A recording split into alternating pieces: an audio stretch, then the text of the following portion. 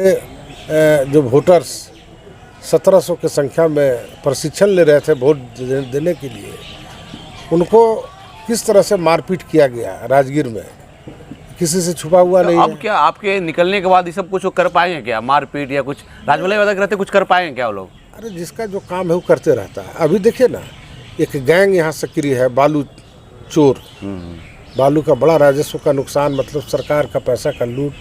सरकार का पैसा मतलब जनता का जनता का पैसा का लूट। और उसको लूट करके आज भी 25 लाख 30 लाख रुपए का बालू निकाला जाता है उस गैंग के द्वारा, जिसके संरक्षक वही हैं जो उम्मीदवार हैं यहाँ से। जो उम्मीदवार हैं वो लोगों को पकड़ करके, कल अभी हम एक वीडियो बनाया है, सही कि नहीं, एक शैलेंद्र कुमार है कादिरगंज साइड के, टैक्स के चुनाव जीते हैं, उनको ज़बरदस्ती अपहरण करके ले आया 10 बजे रात में। अब फूलमाला डाल करके सारा फोटोग्राफ्स वगैरह है, सही कि नहीं, अभी गया है फिर प्रचार में। उसके पहले छोटे लाल यादव का एक प्रकरण आया, उसको इन लोगों ने फ़ोटो खिंचवा करके वायरल कर दिया है, जिंदाबाद। फिर वो अपना स्टेटमेंट जारी कर रहे हैं कि नहीं भैया हम कहीं नहीं गए, धोखा देकर हमको इस तरह का फोटोग्राफ्स जारी कर दिया है, हम मुकदमा करेंगे। लिखित भी दिया है थाना में, लेकिन कार्रवाई नहीं हुआ है, सही कि नहीं। हम एक जगह जा रहे थे, हम तो गाड़ी हम नहीं सुने, लेकिन हमारा वर्कर जो साथ में चल रहा था उसे बहस होते होते बचा। अच्छा। मोकामा की घटना की पुनरावृत्ति हो सकती है यहाँ भी उस घटना जो घटना घट रहा है, इन लोग कर रहा है, लोगों को रात में उठा करके ले जाना है। तो प्रशासन से मांग करेंगे कि बालू चोरी पर ज़रा रोक लगावें। साइबर क्राइम भी उन लोग करते हैं, सही कि नहीं। टीएसपी जी तो कहते हैं कि मेरी छाया भी अगर गलत करेगा तो सजा देना, तो ये क्या है सर? एक तरफ अच्छी बात करते हैं, दूसरी तरफ उनके उम्मीदवार जो है इस तरह का काम करते हैं। उनका जो यहाँ उम्मीदवार है वो हत्या का अभियुक्त है। हत्या का अभियुक्त है वो।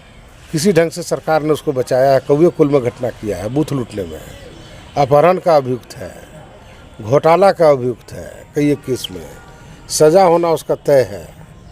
टीएसपी जी का सजा होना तय है? नहीं, इनका जो उम्मीदवार, इनका भी है, टीएसपी जी का भी होना तय है, आरोप तय हो गया है। उस केस के बारे में हम नहीं जानते हैं।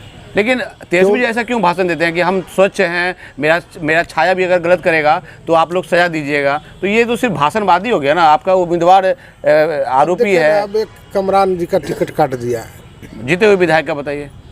एक अल्पसंख्यक, सही कि नहीं, जो दिन रात मेहनत करता था आम लोगों के लिए, वो कोई वोट दिया नहीं दिया उसके लिए नहीं काम करता। जब भी हमारी कभी उससे मुलाकात या बात हुई उस विधायक से, तो कहाँ से आ रहे हैं, कहाँ है कमरान जी, तो क्षेत्र में है। कहाँ है कमरान जी, तो बोला ऑफिस में है, तेजस्वी जी के ऑफिस में है, सही कि नहीं। उस आदमी का टिकट काट देना, देखिए मुसलमान होना अलग चीज़ है, लेकिन उस आदमी का जो इतना ईमानदारी से काम था, हमने उसको इतनी मदद किया था कि दो उम्मीदवार थे यादव के, उसके बाद भी तेजस्वी जी को मुख्यमंत्री बनाने के लिए 2020 में हमने हमारे जो खास हमारे जो फॉलोवर्स हैं उनको कह के उनको यादव का वोट करा दिया है, चुनाव जीते। तो वो तो स्वाभाविक है कि संबंध बना रहेगा। यही संबंध है, सूत्रों से यही पता चल रहा है कि ये संबंध है जो उनको टिकट कटवाने में रोका है, सही कि नहीं। यही चर्चा है। ये तो गलत बात नहीं, राजमहल वाले से वो तो यादव जी से काफी नजदीकी है। इसको आधार बनाया गया। दरअसल उनको अपने बहनोई का फुफेरा भाई हुआ, और हालांकि वो यहाँ मंच पर से बोल दिए बड़े भाई और भाभी, क्योंकि भाभी नहीं हुई, पूर्णिमा यादव उनकी बहन हुई रिश्ता के अनुसार, सही कि नहीं। शायद वो रिश्ता भी भूल जाते हैं बताना, सही कि नहीं। तो उनके अपने बहनोई की, इच्छन विभाग के जो बहनोई हैं, उनके अपने फुफेरे भाई हैं। इन्हीं को स्थापित करने के लिए, पुनः स्थापित करने के लिए, और अपने बहन के क्या हुआ,